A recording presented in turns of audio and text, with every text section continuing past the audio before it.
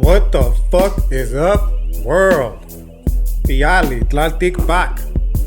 We are back in this bitch. Another episode of El Grito.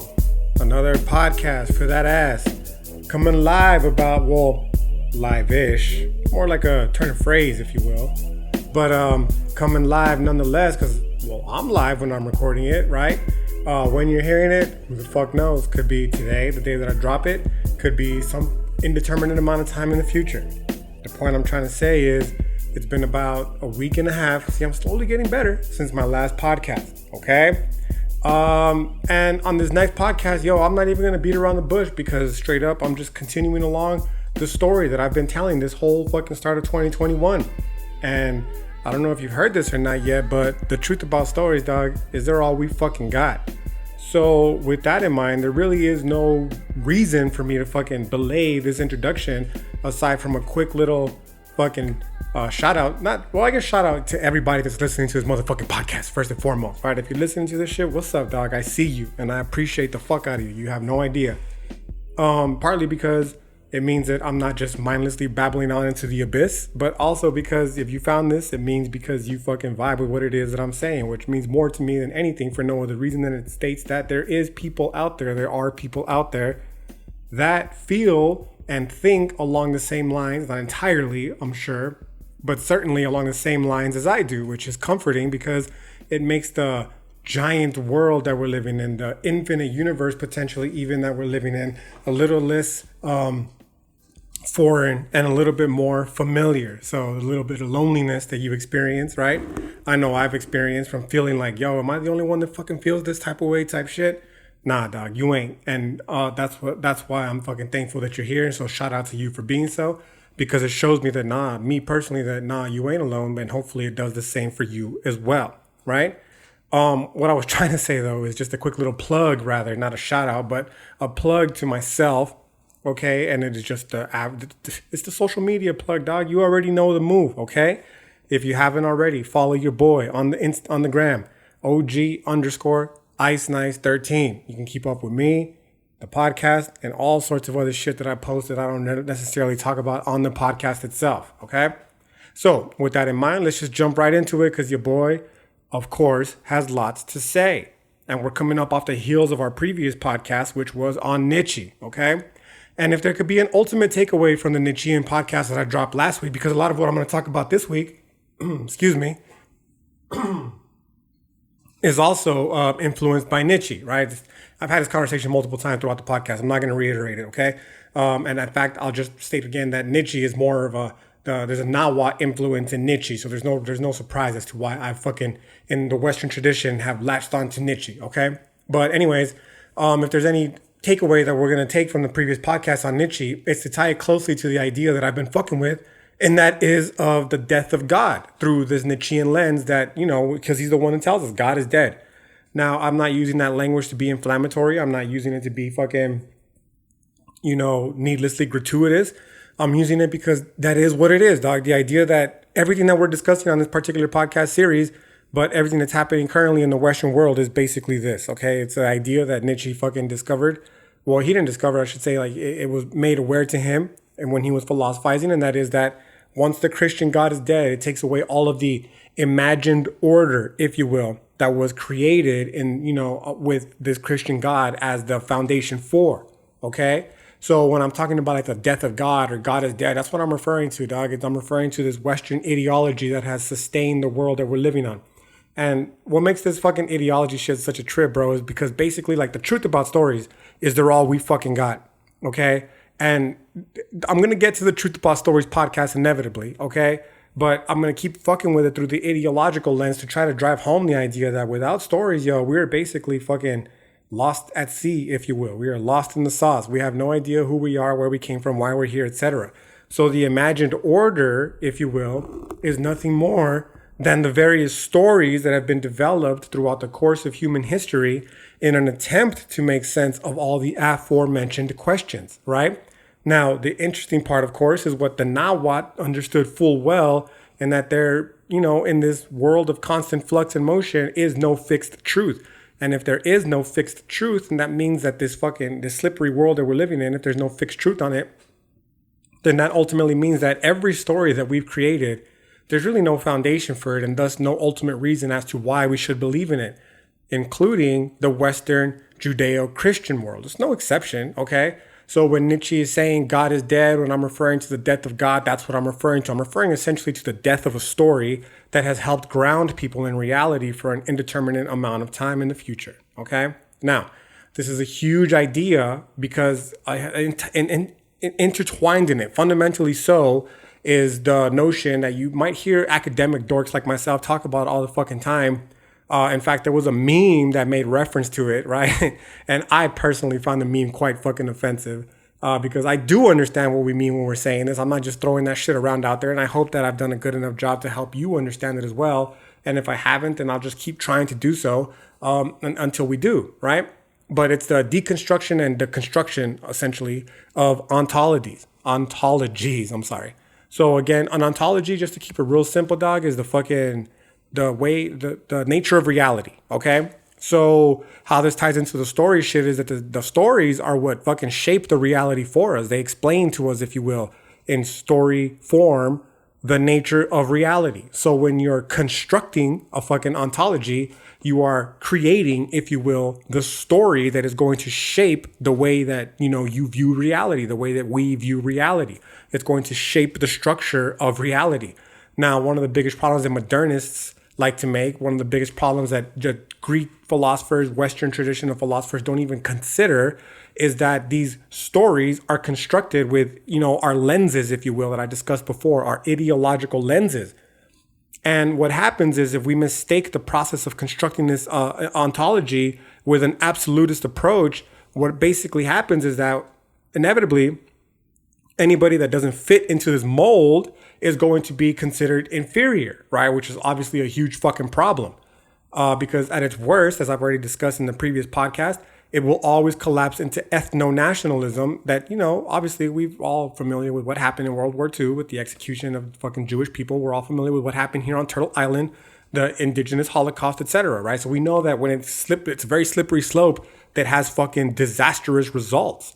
So the problem then that these fuckheads are making when they're constructing this reality is that they don't consider, if you will, their ideological lens that influenced this story. The ideological lens of the fucking ancient Greeks is one of misogyny. It's one of fucking pedophilia. It's one of fucking endorsing slavery. So we should not be surprised then that we're living in a world where these actions are still very fucking rampant. Why? Because the ancient Greek tradition of philosophy is what informed the construction of the ontology that we are currently finding ourselves fucking beholden to, okay? So the goal then is to deconstruct this ontology, to fucking do away with this story, to find all the fucking reasons why this story is stupid as fuck and replace it with a competing ontology. I don't really like the word competing because I don't fuck with the idea of hierarchy. I don't know how many times I have to fucking emphasize this, right? But I will continue to do so until it's no longer necessary. When you say competing ideologies, that implies some sort of hierarchy that I'm trying to divorce myself from completely. It's not a competing ontology. It's just a different way of viewing reality, a different way of engaging with reality, a different way in which essentially reality was constructed, a different story about how reality is, okay? So when I'm talking about the deconstruction and construction of ontologies and the death of God specifically, I call it the death of God or God is dead because it's so much easier to say that. And again, it avoids the pitfalls that I mentioned in that fucking meme that I was talking about the person who wrote that whenever you hear these academic nerds talking about ontologies and epistemologies, that are kind of just lobbing the term back and forth, volleying it back and forth, and no one really knows what it means. Like, no, dog. Like, people know what it means. You're just a fucking idiot, okay? And those of us that do know what it means, we understood that when we saw your tweet or your fucking meme. Just throwing that out there, just in case on the off chance you happen to hear this or speak to someone that you know that does, right? So anyways, before I continue along with the podcast, just a little quick rehashing, okay? The quick rehashing is simple. I'm currently in the midst of a podcast series that's going to set up the tensions between modernism and postmodernism, right? And it's an issue that I'm highlighting through the phenomena, obviously, of Jordan Peterson. Again, homeboy really is just a figurehead, though, because he's nothing to me, really. He's nothing more than a talking head, okay? He's a talking head for an ideology that is 2,000 plus years in the making. One that obviously through the, this is what Nietzsche's talking about, wake of the scientific revolution, has yanked out from beneath the Western world its foundation, right? It's ripped away the story, the little bedtime story that they've been telling themselves for the past 2,000 plus years, okay? Now, as I mentioned before in the previous podcast, it's been a fucking over 100, it's been 300, I should say, years since this happened. And yet, as Nietzsche predicted, we have yet, well, not say we, like motherfuckers like me, and certainly probably you if you're fucking with this podcast, there's plenty of us out there, right? Who we understand this and we're okay with this, okay? It's not an issue to us, but since we're forced to live in the world with the majority of the people for whom this is still an issue, we need to address it, okay? And the issue here is that despite the fact that it's quite clear that God is dead, we've yet to concede that fact, right? And thus we're still upholding this imagined order of the Western world, okay? Through a Christian foundation, right? That is no longer viable, which means that everything, again, from their morality, and I say they because I make no delusions, dog. People like people like you probably, we've never been really welcomed into that world in this day and age. We've been beholden to that world in the sense that you must follow this religion, you must follow this economic system, you must follow this world of, labor. But we're not really welcomed into it. They don't want us in this fucking world. We're just forced to be there so we can uphold it for them. Okay, so that shit's their world, dog. I live in that world to the extent that I'm forced to do so, that I'm being held fucking hostage essentially, right? Let me better phrase that. What I'm trying to say is that, yeah, dog, we're forced to fucking live with these people, okay? Because obviously they are the ones that are in power and they get to determine the outcome of my life and of your life for no other reason, okay, than, they had the force to be able to do so. We discussed in our previous podcast. Again, this is just a quick rehashing, right? And the problem is not, there's plenty of problems, obviously. There's no need to address them individually because you know them. You've lived through them. You've been forced to live through them, right? But on their end, the problem is that they refuse to realize that this fucking ideology it's bankrupt, bro. It's been bankrupted, okay? And that because it's been bankrupted, they've been left with a fucking enormous responsibility. And that is that, the only purpose in life is that which we humans could give to it. And this is kind of the point that I was getting at in the previous podcast with the notion of the Nietzschean master-slave dialect. The master's going to acknowledge this fact and the slaves simply aren't. Why? Because the masters are strong enough to fucking, work towards giving their life meaning and value as opposed to having it given to them, while the slaves aren't, right? Now, for many of us, again, the slaves, this weight is entirely too much for them to bear. So we deceive ourselves, if you will, into thinking that the current structure that we have in place is, in fact, the point of life. Now, this is, again, where this entire master-slave dialect shit I was talking about in the last podcast comes into play because the masters are going to acknowledge this, dog, and the slaves, I cannot reiterate enough, refuse to have to do so. Now, honestly, though, despite this whole shit that I've been talking about so far, it really is more than just the death of God, yo, okay? This idea is nothing more than an attempt to lay foundation on a slippery world that is always in movement, okay? And unless one has taken the time to examine life and, our role in it, we probably haven't considered the fact that, the world we're living in, it's an illusion that was, for the most part, created by humans. This is where you get into this really dope shit where we start talking about in postmodernism rather, about how language shapes reality and shit. And as you can tell, for those of you who are watching in the video, I got plenty of fucking notes lined up to talk all about this. You know what I'm saying? But for now, the basic idea is simple. It's up to us as humans to give life meaning, purpose, and value, not just on an individual scale, but on a collective scale as well through the language and the words that we use to express this reality that we're living in with one another. Because language is not private. This is the whole Wittgensteinian thing for those of you real fucking philosophy dorks who are listening in, right? Shit where he's talking about private language. You cannot have a private language, dog. No one will understand what the fuck you're talking about. Language is collective, okay? And the language that we use to, communicate the reality that we're living in, it shapes reality for us, right?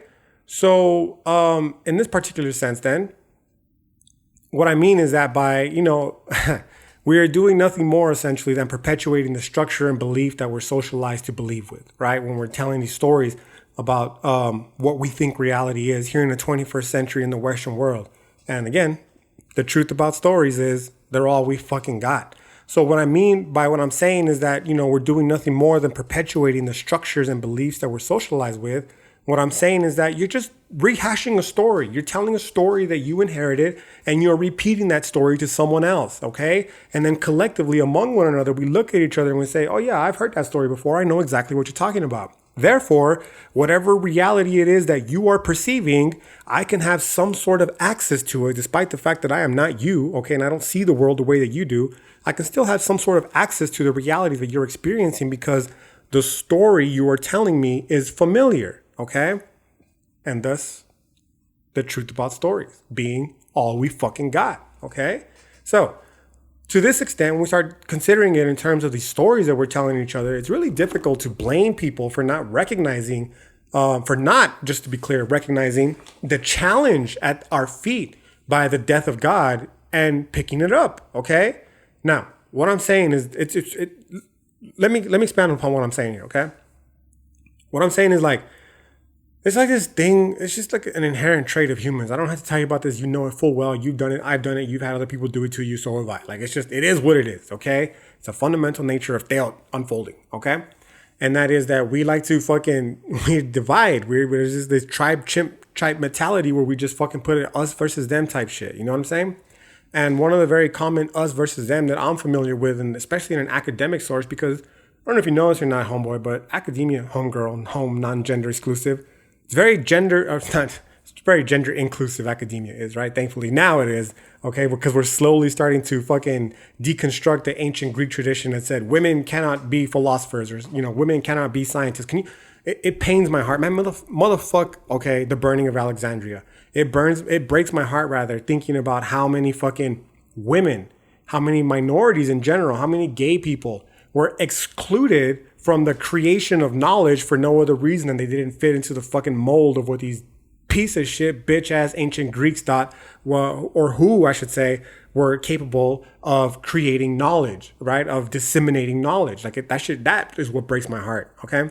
Anyways, going back to this is, in academia, it's very fucking elitist, homeboy, right? So what I'm trying to say then is that one of the more common ways of differentiating an us versus them mentality, if you will, is by the woke, quote unquote, and the not woke, essentially, right? The educated and the non-educated. The people who, you can have conversations with about the shit that we're talking about, and the people that you can't have these conversations that we're talking about, right? So one of the ways that this fucking elitism manifests in academia is we like to say those fucking plebes, they don't have any idea of what the fuck is really going on when it comes to fucking the world that we're living in, right? And I'm going to look down on them like typical snooty shit, right? Because of this very fact. In fact, this is me to an extent betraying, if you will, my Nietzschean fucking, again, quote unquote Nietzschean convictions, because Nietzsche has no problem with this. Obviously, he's going to say yeah, dog, some people are fucking masters, some people are slaves, some people are herds, some people are the Ubermensch, okay? That's okay. Now, I don't disagree entirely, but what I'm saying is that for the longest time, still to this day, that knowledge was fucking hidden behind paywalls, okay? Not so much now because I'm giving it to you. People are giving it to you for free. So now it's still there. It's just a matter of whether you're going to want to fucking take the knowledge or not, which obviously there's a lot of fucking people out there who don't, to each their own, I guess, right? Well, do I think the world would be a better place if they did? Of course. Am I going to fucking force people to listen to the fucking ramblings of a, philosophy professor talking about abstract theoretical philosophical concepts? Of course not, dog. Of course not. And, if they choose to, great. If they don't, it is what it is, right? Anyways, so going back to the point that I'm trying to make is that we can't really blame people, again, for not recognize the challenge that's being laid at our feet by the death of God, and ensuingly either refusing to or actually picking it up, if you will, embracing the challenge, right? And it's for a variety of reasons, chief among which being that okay, for one, unless by chance these people are, they just happen to be curiously inclined, we have to hope. This is where the Heideggerian lens, right, is going to come into play. So if you're, just tuning in for this podcast for the first time, I have a podcast on Heidegger. So, it'll make a little more sense if you go back and listen to that one. I believe it's called Being in Time. I don't know what the fuck it's called. It's back there somewhere, right? And it's in the description. You can find the description. Okay. Anyways, this is where that Heideggerian part's going to come into play, where we talk about Dasein, the state of fallenness, etc., right? This is kind of what the point that is that he's talking about, where unless you either happen by chance to be curiously inclined, you either have to hope that some drastic life event is going to wake you, if you will, from your state of fallenness, right? Or that you just happen by chance to walk into a philosophy class like mine or listen to a philosophy podcast like mine, right? That even discusses this type of shit in the first place, because believe you me, homeboy, there's plenty of them that will never make reference to a single fucking thing that I've talked about in this podcast and previous ones, despite the fact that in my own personal experience, it happens to be most often than not the shit people are mostly interested in, okay? So the point that I'm saying is that like you either happen to be fucking curiously inclined and you think about this shit on your own, or you're fucking shaken out of your state of fallenness by something drastic like a death, okay? Or you just happen to stumble upon a fucking philosophy page on the gram or into a philosophy classroom like mine, okay? And the reason why is because we've been simply socialized to passively accept the reality of the situation at hand as normal. Now, this is not even to say it's like, conspiratorial, because to say that it's conspiratorial is to say that it's limited to just our time. But honestly, this is the nature of humanity we're talking about here. Humans in general, most of us, we tend to strive for the bare minimum. We're just trying to get by, and most of us are content with just getting by. I know, me to myself, I fight tooth and nail every single day with the feeling of content, right? Being content, because it's a fucking hell of a drug, homeboy, right? So to say that it's something of a conspiracy, it takes away from the individual responsibility that we have, which is something that I would never want to do, right? Betray my quote unquote existential roots in doing so. So I'm not going to say that it's not, though, at the same time, something of a conspiracy, because obviously we've all here in America at least gone through the bullshit ass K through 12 public education school system. And we know full well that they don't fucking encourage critical thinking. We know full well that they don't fucking, encourage us to step out of line, okay? Because it's typical herd mentality bullshit. That the nail that stands up gets hammered down, okay? So I guess in this particular sense, the word conscientiously is perhaps too strong of a term, right? What I'm trying to say is that, like, on the one hand, yes, it's a conspiracy because the public school systems, day schools, don't teach us what we need to know, right, to get by. But at the same time, like, we as individuals, we bear a lot of that responsibility because, bitch, why the fuck are you relying on a public school to educate your stupid ass anyways? Okay, pick up a fucking book, right? Go fucking YouTube everything you believe in debunked, right? Expand your horizon of possibilities, essentially. Like, we have the power to do so, right? Especially now in the modern age with all the technological advancements that are available to us. But even then, okay, so let's just assume then that even then, if we are fortunate enough to recognize this fact, the fact here being the responsibility laid at our feet by the death of God and the challenge to either pick it up or leave it there, right? Even if we are fortunate enough to recognize this fact, without taking the time out to actually do the quote unquote shadow work, if you will, necessary to come to terms with the grips, necessary to come to terms with this fact, it really will be all for naught. Like, you can fucking, and I know because I've been there, right? This really started to fucking, this shit really started to make sense to me back in about 2012, okay? And it took me, how long, bro? 6 years when I started this podcast for the first time. It was already a 6-year span between that, okay?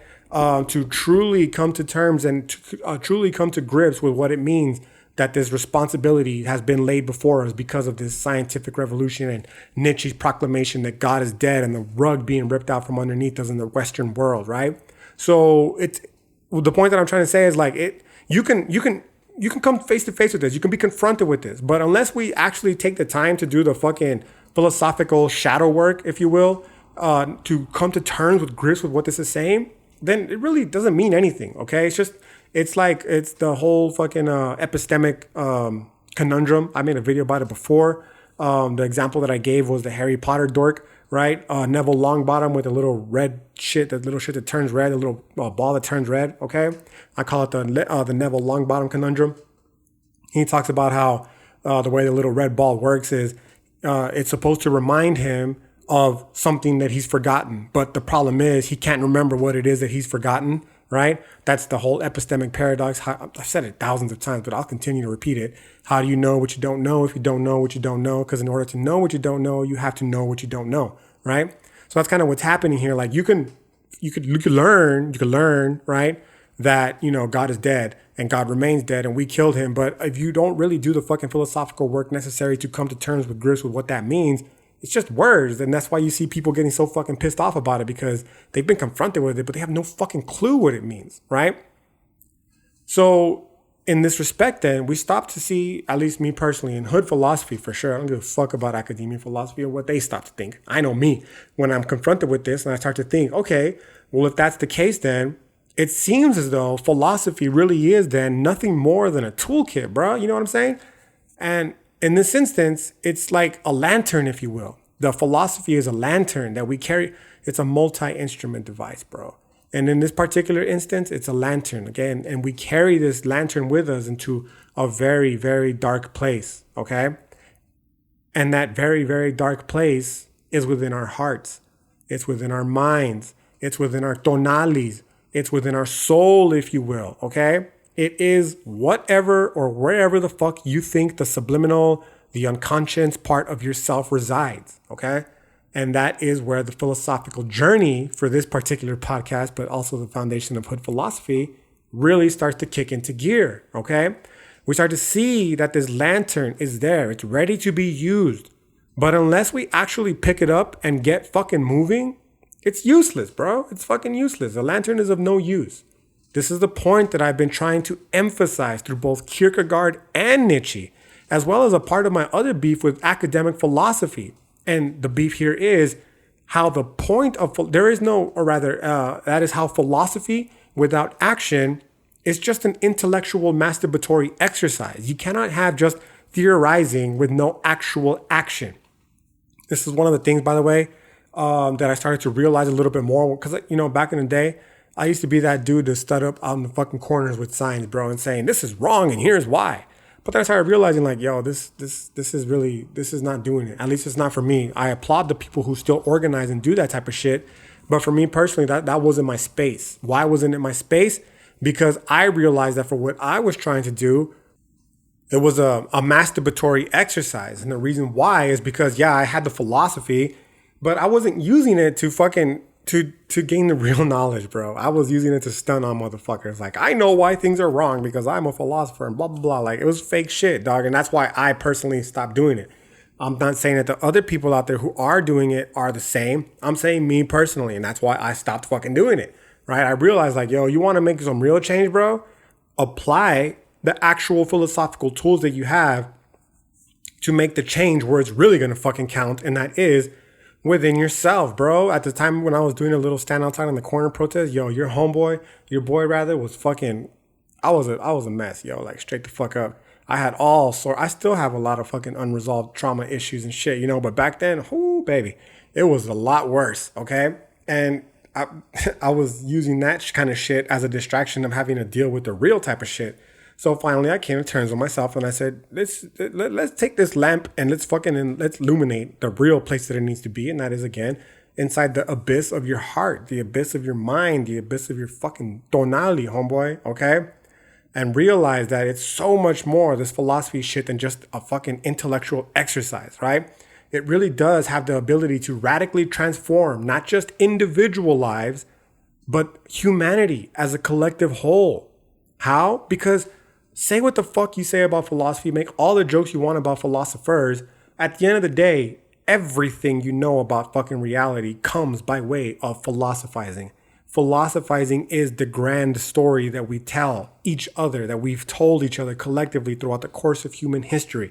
At some point in the construction of that story, at the construction of that ontology, was the practice of philosophizing. So this shit, it has the power to transform the way we interface, the way we view reality, okay? So the question then is, at this point, it seems whether, after having acknowledged, if you will, the fucked up way our reality is structured, if we will actually do the work necessary to overcome it. Now, what I mean by this is very simple, right? In philosophy, we often talk about learning to live a good life, which is understandable and a much sought after goal for obvious fucking reasons, okay? Everyone wants to live a good, happy life. The question is, how many of us are willing to do the actual work necessary to live this good, happy life? Now, if it isn't already obvious, this shit is not just going to be handed to us, bro. Okay? We have to earn it through intense spiritual and intellectual work. This is what the Nawa were talking about when they're saying the Tlamatini, the Tezcatlipoca, making wise the countenance of the heart and the face, revealing the face through the smoking mirror. Okay? This is what Nietzsche's talking about when he's stating that we must spiritualize and learn the most intense form of power that there truly is, that's only available to us via intellectual work, and that is spiritual strength, right? When there's Nietzsche's telling us, he's not only telling us that we have the ability to do so, the Nawa, they're not just telling us that we have the ability to do so, but that it should be the work that we engage in for the sole purpose of living this good, happy life that we desire. You have to do the shadow work, homeboy. It's fucking necessary. You cannot live a good, happy life without the shadow work first and foremost, right? But make absolutely no mistake about it. When you stare into the abyss, this is the scary part. That bitch really do be staring right back directly into you, dog. That's the fucking terrifying part. So it's so easy to, you see it all the time on the gram. I see it all the time on the gram. How flippant people are to just tell others, just do the shadow work, bro. You'll be fine. Like, yeah, for sure. But let's also acknowledge the fact that there's some haunting shit going on in that fucking shadow. And that, the abyss, that's the abyss. And, it really will look directly back into you. Okay. So, you got your little lantern there and you're ready to walk into that dark forest of your fucking, tonali, your soul. And that soul is ready for you with it's compact, dog. Okay. Now, the whole time I'm talking about this, I just can't stop thinking about Harry Potter, how beautiful Harry Potter is, right? This is the fucking it's all metaphor, bro. It's all stories. These are all fucking, the truth about stories is they're all we fucking got, right? And Harry Potter, Star Wars, Game of Thrones, they're all just stories that reiterate these classic archetypes.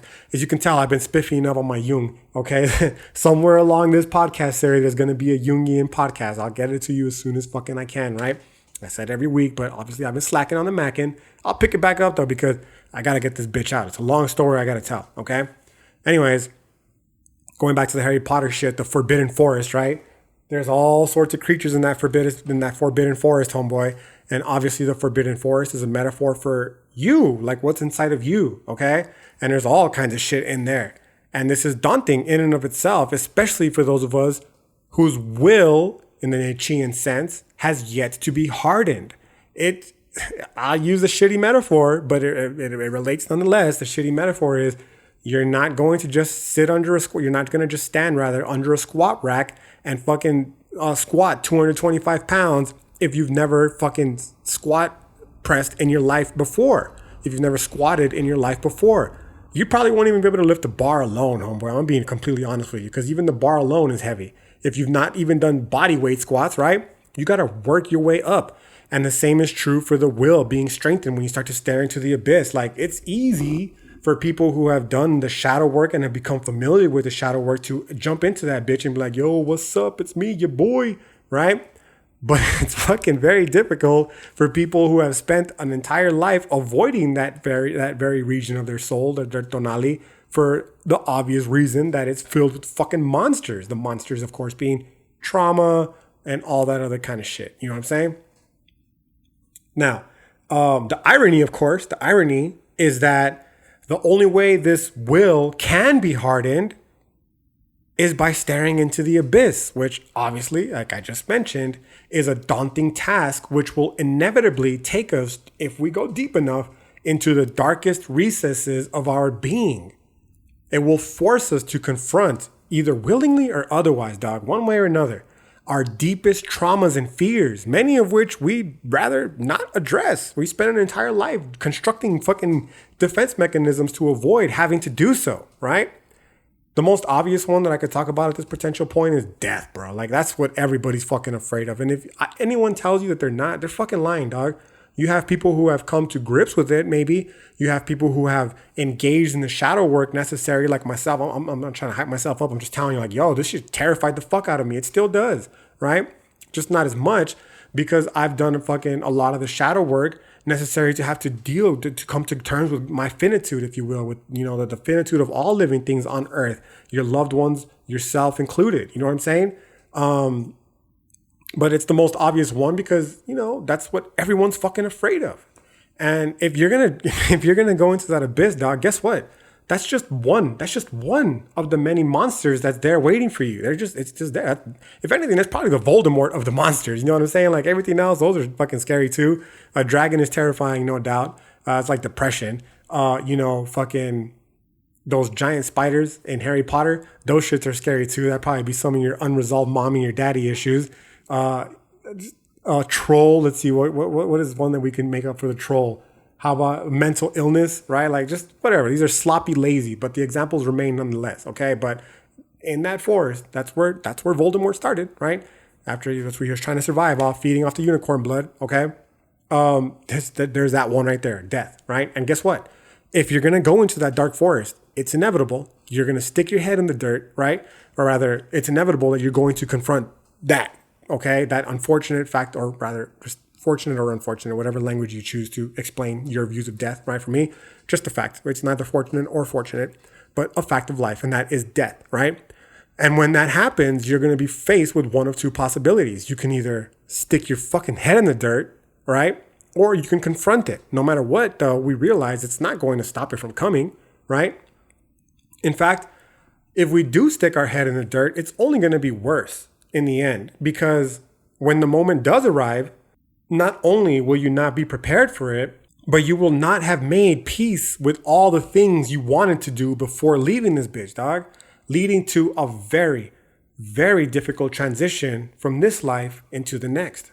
This is one of those seeming, I'll scare quote it for those of you who aren't watching the video, but it's a seeming platitude that is often tossed around in philosophy. The platitude here being, it's so saturated that some people, it's kind of like akin to the whole live, laugh, love. At one point, live, laugh, love probably made someone feel profoundly special and happy in this universe, right? By realizing that it is a pretty simple truth about reality.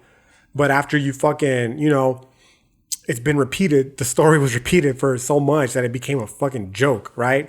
It became a platitude even.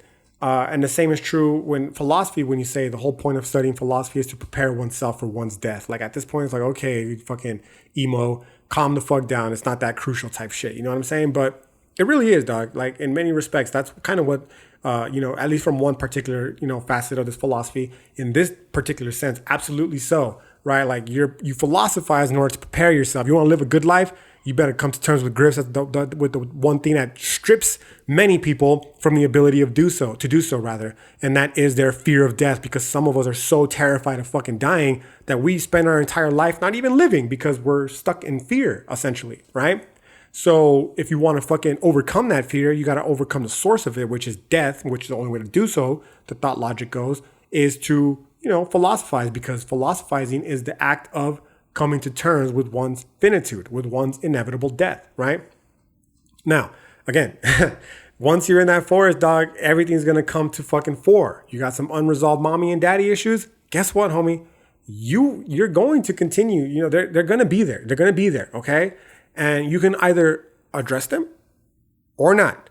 And if you don't, well, guess what? You're going to continue acting out of trauma response for the rest of your life until you do deal with them. And let's, just to continue along with the thought logic here, if doing so has made you unhappy thus far, you really have no reason to assume that this shit is just going to magically heal, if you will, as you get older, right? Because, not just when you get older, rather, sorry, I fucking had a little brain fart there.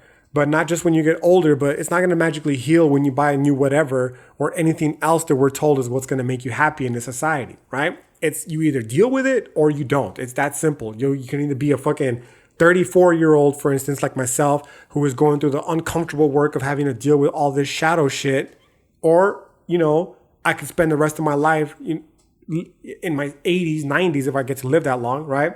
Having to repeat the same fucking cyclical patterns of behavior that have led to nothing but unhappiness in my life up until I was about say 28 maybe, when I started to really engage with the shadow work, right? Why? Because I was tired of repeating these fucking cyclical behaviors of pattern. I really was like Sisyphus rolling that rock up and down the hill. Some bad shit would happen. I would fall back to these fucking default patterns of behavior, these self-destructive patterns of behavior that I had constructed along the, in my earlier days, in my earlier life rather, to have to deal with the fucking trauma that I was experiencing at any given moment, whether it be dissociating, which was my favorite, fucking just mindlessly staring at the wall and shit. This is before social media, for all you young bucks who have no fucking idea what I'm talking about, right? Now, I still dissociate, right? But I have the luxury when it does hit of not as often, nowhere near as often. Before it was terrible. I would spend fucking literally months at a time when I couldn't even get out of bed, right? Now it hit me like a day and I'm like, oh fuck, right? I remember this place, but then I'll snap out of it like, oh dog, that's enough of this bullshit, right? And the next day I'm okay, right? But the dissociating was one of my favorite forms of self-destructive patterns of behavior because some traumatic shit happens and rather than having to deal with it, you just completely zone out, right? You're like, I'm not dealing with any of this. This is too much for me to handle. Right. But the problem is that in, creating that space between you and the event, obviously you lose a lot of agency. You make a lot of bad choices. You lose the agency and the bad choices are made for you by people who want to make the bad choices for you so they could benefit from you being in this bad position. Or you personally, you allow these bad shits to happen and now you have to fucking deal with the repercussions in the future. And, it just compounds further in this snowball effect to where suddenly everything that's around your life is nothing but this negative fucking cloud of that, you caused that could have been avoided if you would have not dissociated. Could have avoided had I not dissociated and dealt with them, right? And if I don't fucking do the shadow work necessary to address the fact that when I'm confronted with trauma, because, just because the trauma occurred in the past doesn't mean that it stops occurring. Life is trauma. Life is it's an assault, as I've said before, right? Existence is an assault. And if I keep responding in these traumatic to these traumatic events in a fucking dissociative manner, this snowball's never gonna go away. It's just gonna get bigger and bigger, and to the point where I'm 90, right? And I have this fucking giant snowball over me, and I'm literally just fucking waiting to die because I can't deal with how fucking miserable life is up until this point. And then I'm gonna be one of those people that's all curmudgeonly and old and saying life is fucking pointless and blah blah blah. Like, no, dog, it's not pointless, okay? You just did not do this is me talking to me. You just did not do the shadow work necessary to have to overcome all the shit that was keeping you from potentially living a good, happy life. Why? Because you were a weak bitch and it was so much easier to drink, do drugs, philander, right? All that kind of shit that I used to do when I was younger than it was to have to deal with your unresolved mommy issues. You know what I'm saying? Now, this is what I'm talking about when I state that, yeah, dog, you can get older and then you're just going to be that old creepy dude at the club trying to pick up fucking young chicks because you never dealt with your fucking trauma from a childhood. You know what I'm saying? You can be in your 90s and still fucking acting like that because you never dealt with the trauma that led you to that position in the first place, right? Again, nothing is just handed to us. It's not going to magically occur. We have to earn this shit, and probably for the best, because if we didn't, we probably wouldn't appreciate it as much. Anyways, and coming back to this, we realize that like beyond just grappling with the fact that we're responsible, the onus, if you will, of living a good life of genuine happiness is on us, right? We must further consider, if that wasn't daunting enough, we have to further consider two more potential realizations, okay? And that is that despite our best efforts, we may very well never truly lead a life of genuine happiness, okay? There's this great J. Cole line, again, I've shared it before. Fucking bitch ass Instagram took it down along with the whole fucking post. But the song High for Hours, I posted it before on the gram. I mentioned it before on this podcast. And, the line sums it up perfectly. It goes something along the lines of, what good is taking over when you know what you're going to do? The only real revolution happens right inside of you. But there's a follow-up to that one, okay? And this is not from the same song. It's from the Forest Hill Drive album. I can't fucking remember off the top of my head the name of the song, but it goes something along the lines of, the good news is you've come a long way. The bad news is you went the wrong way, okay? And that's the idea here with this fucking spiritualization path. No one knows what the fuck is going on, homie. We're all just winging it in life, right? You might have a fucking horoscope or a fucking, fortune teller try to tell you otherwise, but the reality is, even the fucking horoscopes and the fortune tellers are just a story, yo. And, the story is what we're using to help us wing ourselves through fucking life along the way, okay? But clearly, there's no guarantees. The best that we can do is arm ourselves with more of the philosophical toolkit and hope that we make rational, informed decisions along the way. But again, even in that, there's still no guarantees that you could be the most logical, rational person, and you still make fucking logical, illogical, and irrational decisions, right? Or that you could just be a fucking victim of fate, yo. Life, I don't have to tell you this, but that shit happens fast, okay? And without proper foresight of the future, there's simply no way of knowing where it's going to take us, leaving us with the choice of either curling up in the fucking fetal position and letting come what may be because we're entirely too afraid of this daunting fact, or we can own up to our shit and become so fucking strong, basically, spiritually, mentally, and attitudinally, that we simply are not fazed by what does. Again, this is where the Nawa influence on Nietzsche starts to become relevant, yo. There is no good or evil. There is only the unfolding of Teot, okay? And it is either in our benefit or it is not. And the best that we can do is try to influence this unfolding in our favor. In this particular case, by arming ourselves with the philosophical toolkit necessary to ride the waves of the unfolding nature of Teot. Now, on top of that, we've got our second realization here, and that is that it would appear as though this particular society that we're living in, though I'm sure the same could be said of many now that I think about it, right? It seems to be, I'm trying to be as fucking non-biased as possible, okay? I'm trying to be as fucking bipartisan as possible. So I'll just bear with me, okay? There's some people I understand who aren't deeply into the fucking conspiracy shit. So I'm trying to be as fucking as inclusive as possible, right? But it seems as though that this society is structured in such a way that, for the most part, it's built to benefit off our unhappiness, okay? Now, I say that based not only on the anecdotal evidence of my own life experience, but also on the countless anecdotal testimonies of plenty of students and people that I've engaged with throughout the last fucking 7 years of my life that I've been philosophizing as a professor, okay? Whether they walk into my class with no understanding as to why they are there, other than it's necessary for them to graduate with a degree, right? So they can get the job that they plan on attaining once they've done so, okay? Because they believe doing so will bring them happiness, or whether it's people that I meet at the fucking bar we're at a party somewhere who find out I'm a philosophy professor, a philosophy major, period, right?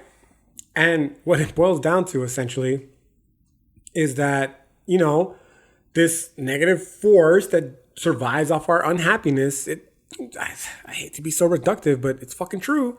It's called capitalism, dog, right? This is the real evil. At least, let me rephrase that. It's not an evil, okay? This is completely betrayed everything I just said fucking 5 minutes ago and what I fucking believe and stand for. But it is not in our benefit, that's for sure. It's certainly not unfolding in our benefit as of right now. It can change potentially in the future, but right now, it is not going in our favor at all whatsoever, right? So it's clear then that the way that this capitalist system is structured in this particular iteration that we find ourselves in, it's not designed for our happiness. In fact, it thrives off of our unhappiness, because if you're unhappy, I can sell you something to potentially make you happy. I'm selling you something right now. I'm not charging you for it yet. I know I said I was going to inevitably, but the time will come, right? Trying to get lucrative, bruh. All right. But I myself, everyone has an agenda. Anyone that tells you otherwise is fucking lying. That's their agenda. Okay. We all have a story. And I'm being forthcoming with mine. And I'm telling you, like, yeah, dog, I'm fucking trying to sell you some shit too. What am I trying to sell you? Hood philosophy. Why? Because it's different from all the other philosophy you got out there, etc. Right? And this is the way that this capitalist system is structured. You're unhappy in some type of way, and people out there, like myself, but mostly like corporations, right, are going to try to offer you a way to be happy, if you will, for financial exchange. All right. Now, suffice to say, with this kind of structure, the cards really do seem to be against us and trying to live this good, happy life, right? So when we take all of it into account, it's understandable as to why it is so difficult to not fall into this defeatist hole of self-pity and nihilistic despair. You just realize like how fucking heavily against us the odds truly are. And it's just like, fuck, why even bother trying? Why not just curl up in the fucking fetal position and say that life is meaningless? That's akin to sticking your fucking head in the dirt, okay? The problem with this logic is that this idea, as I've already mentioned before, this reductive, scientific, materialist approach to reality was implanted in us by the very same people that engineered society in such a way that has us believing that taking part of all of their structures, right, will give us a happy, fulfilled life. And what I'm trying to say then is, what reason do we have realistically to believe that this is the case, right? It's what they want. Is that they want us to believe that we should just curl up in a nihilistic, fetal position and fucking just let life fucking do its thing, because that's going to cause an inordinate amount of unhappiness. Just look around, okay?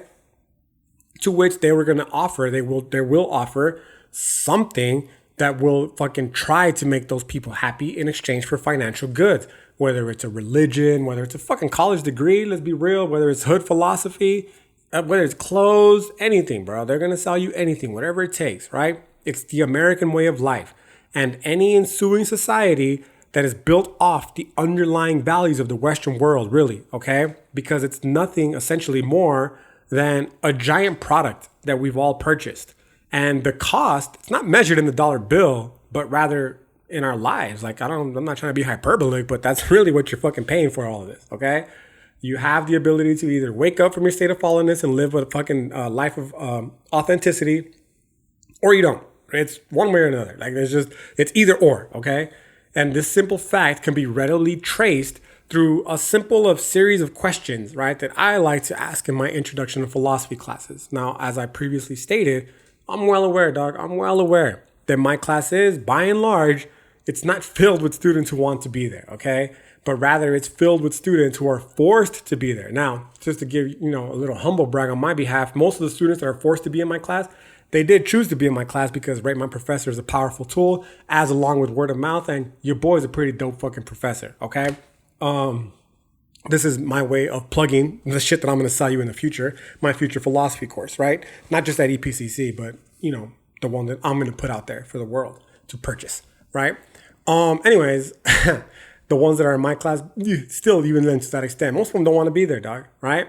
And, understandably, right? Because that's just, who the fuck wants to do shit that they don't want to do? Like, I get it, okay? It's nothing personal. I tell them that from the very beginning.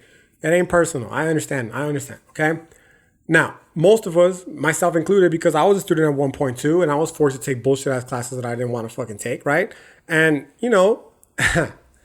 rather, we could be generally unhappy about this fact, right? And we demonstrate it with our relatively standoffish approach to classes. And again, I've been there, right? Especially at the beginning of the semester. Especially my students, when they find out their fucking college professor for philosophy is some fucking douchey hipster turd who in some instances is probably younger than some of the students I've had. I'm talking about me here. I'm the pretentious hipster turd, okay? So I've had students walk in and be like, really? You're the professor? Like, what the fuck? Right? Now, can you imagine they were already unhappy to take my course and they see like this young fucking turd, me, the professor, like, what the fuck? What am I doing here, right? Now, I still give them a lot of benefit of the doubt because, I understand full well because, again, I was there in that position. And having been in that position, I can tell you firsthand that I had no idea why I was fucking unhappy, right? But the source of the frustration seemed to stem from the underlying belief that influenced the near majority of beliefs. And that is that the class that I was taking, even if it was a class that I didn't want to fucking take, as well as all the other ones that are related to my major, were a waste of time. Or that weren't related to my major, I should say, rather, were a waste of time. So to that extent, those students, I know me personally, I know I was right. Like, fuck, dude, I don't care about biology. I don't plan on doing anything with biology in the future. Why the fuck do I have to take a biology class, right? The same, I'm sure, is for some student who's a nurse and saying, what the fuck? I don't give a fuck about philosophy. I'm never going to use philosophy in my life. They're wrong. But, like, I'm really never going to use biology, but everyone uses philosophy every day. Anyways, we're right. Like, it would certainly, I would never disagree with this fact. And not just when it comes to philosophy, right? But again, as a means of disarming this preconceived dissatisfaction that students have, I'm speaking to myself now as the professor, I like to start, again, the semester off by doing these two things, yo. The first of which being to remind them that ideally they chose to be here, right? You could say again, I don't know, there's no excuses in this fucking tradition of philosophy. It's hood philosophy shit, right? Deeply informed by the Nawa philosophy, the existential tradition of philosophy. Just own up to it, dog. Like, you chose to be in this class. Whether it was a requirement or not, that's a different story, because there's different electives you could have taken that were not philosophy. B, there are different philosophy professors at the colleges that I work at that are not me. And most importantly, C, like, if you're in college, you know the deal, bro. Like, you chose to be here. You know what the deal is. You're going to have to jump through the hoops in order to get the paper. It is what it is. You chose this, okay? Now, yes, my class is a degree requirement, rather. And yes, societal forces, my language is not working anymore. But yeah, societal forces are such that if you don't pass, you won't be able to purchase the dream that we've all been told will make us happy. But the fault in this logic, of course, is that philosophy is not, again, the only fucking elective, right? I'm not the only professor. This is not the only fucking philosophy class at this college. You just, you found your way in here one way or another, and you're here. The second reason is that this one takes a lot more honesty, honestly, on their behalf to admit, and that is that at some point or another, we've all had the questions that they genuinely believe philosophy will be equipped to answer. Now, whether people admit this or not, that's a different story. But again, I've found that these are usually the questions that have plagued most students and most people that I meet outside of, the academic setting for as long as they can remember. Ones that traditional dogmas were simply unsatisfactorily resolving, right? I find this, like, I start to talk to students and shit, and, if they don't want to be there, they'll generally fall back to the default response that's, to fulfill their degree requirement. And then, I'll press them further and on the importance of doing so. And the next, default response is that it's going to help my philosophy class. It's going to help them attain a degree. But then I'll keep pushing and I'll be like, okay, well, why do you want the degree? And their next response, the next default response is, well, because I want a job. So then I'll push further, of course. I'm a pusher. I push people, right? And the next default response is because, well, I want the fucking resources, namely the financial resources, that come with employment, because they're gonna fucking buy me the shit that I've been told is gonna make me happy. And that's the fucking ultimate point of this. But why are you taking this philosophy class? Because I want to fucking experience anything near a semblance of happiness. And I believe that being in this philosophy class is going to help me do so by this predetermined pattern of behavior that we've inherited because of the story that we've repeated to each other. Now, it's here where, after all the laborious questioning, we finally get the answer. And that is, again, happiness, bro. There's an entire system that has been erected to profit from the very fact that people want to be happy, right? And we move through this system like rats in a maze, if you will, thinking that happiness is going to be just around the corner. All the while, we're being ruthlessly exploited for capital at every single fucking opening. I just read an article the other day, fucking broke my heart, about the outrageous prices these fucking bitch ass publishers are charging students for textbooks, like for other online courses. Like, it's just ruthless, cutthroat, fucking just the capitalism, bro. It's just, it just disgusts the fuck out of me, okay? And, we're being exploited for money. We're being milked ruthlessly at every fucking opening. So essentially then what it boils down to with this thought logic here is that we recognize that these people like you and I, right, whether willingly or unwittingly, are, they're profiteering. There's people that are profiteering from our ignorance, okay? And as such, they have a vested interest in remaining unable and, in many instances, unwilling to confront the reality that our lives, as structured, are entirely arbitrary and could easily be done in another way, right? So what I'm trying to tell you is, like, yeah, dog, we're unhappy. And there's a system that benefits from us being unhappy. Like, they structured it this way.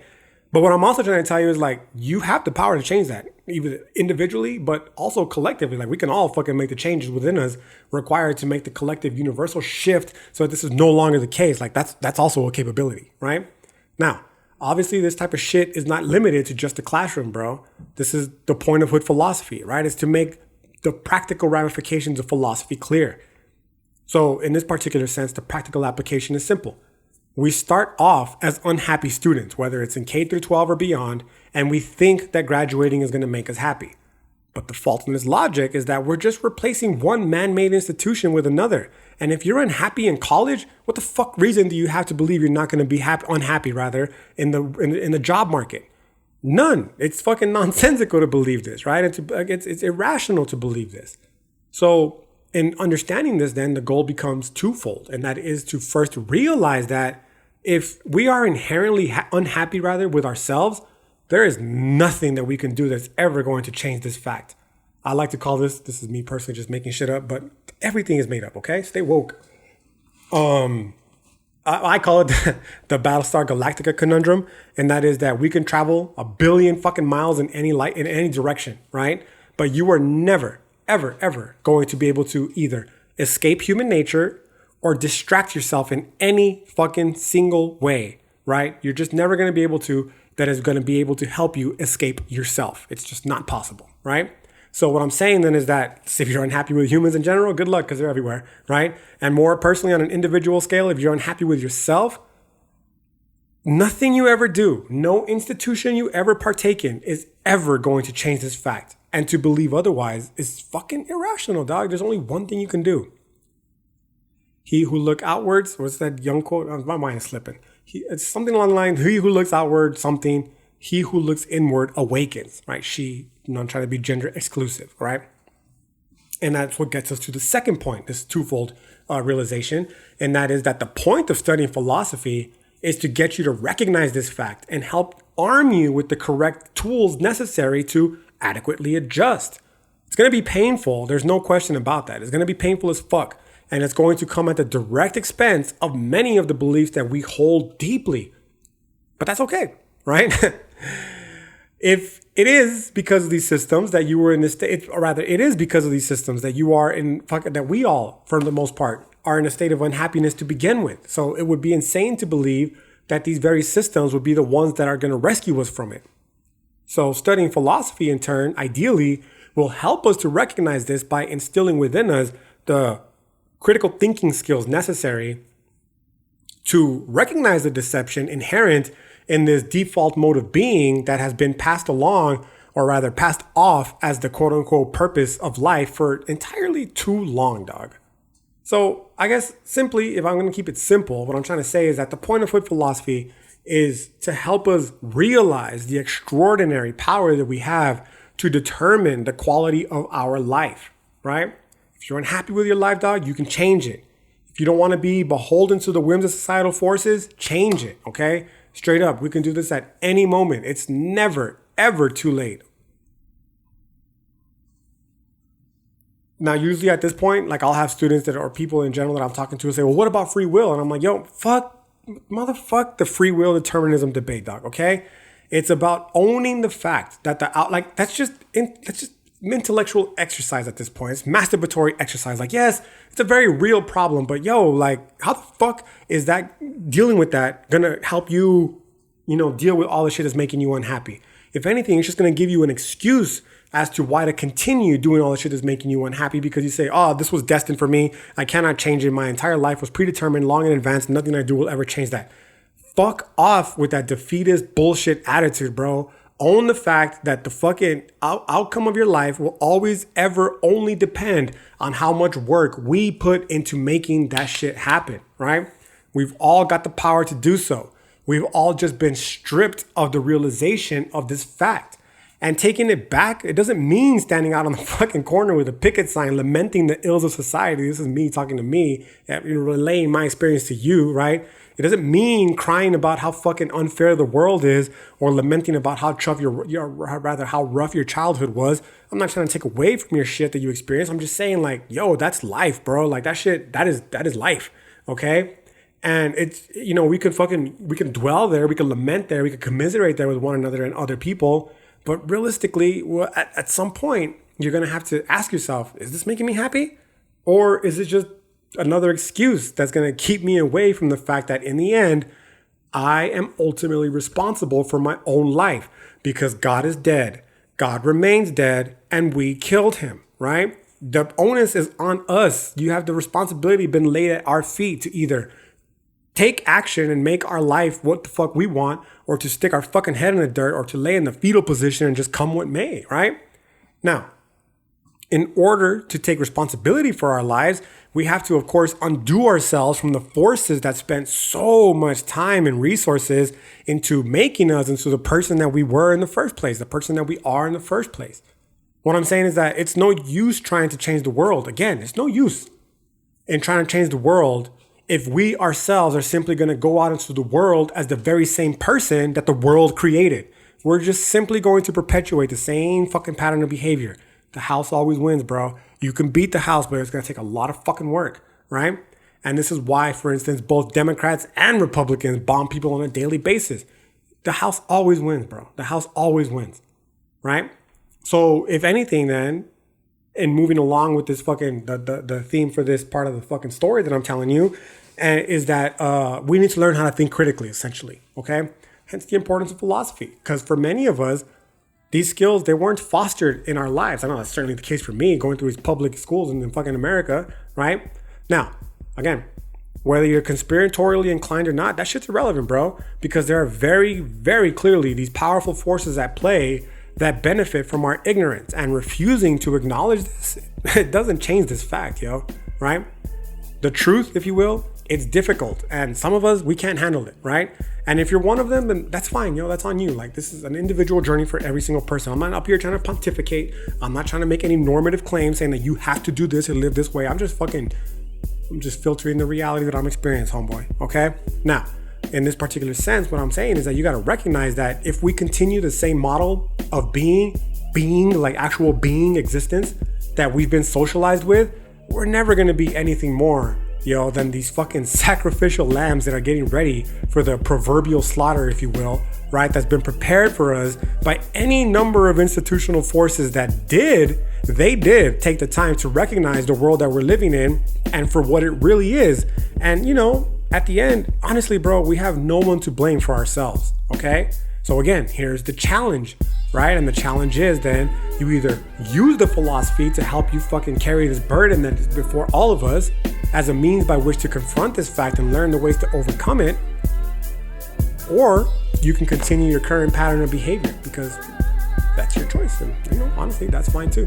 And yeah, I guess at this point, we're well over the hour-long mark, and I appreciate you for it's not that far over, right? But I appreciate you sticking with me through it nonetheless.